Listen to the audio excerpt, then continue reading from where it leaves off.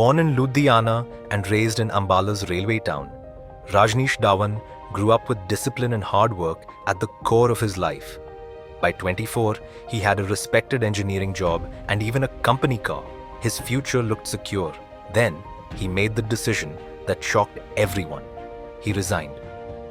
I come from a humble middle class family. So I had always that feeling inside that child, why my father has to work so much.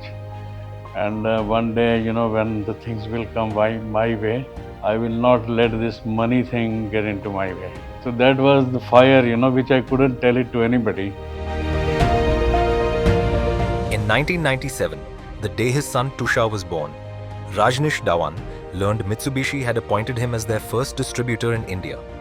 As global brands later entered the market directly, he took a bold leap, purchasing 2 machines, securing an industrial plot, and laying the foundation for Rockpcker.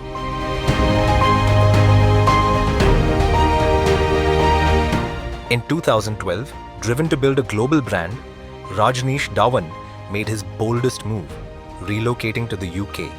Rockpcker soon evolved into a global manufacturing company with advanced R&D, international certifications, and customers across Europe and North America, firmly putting it on the world map.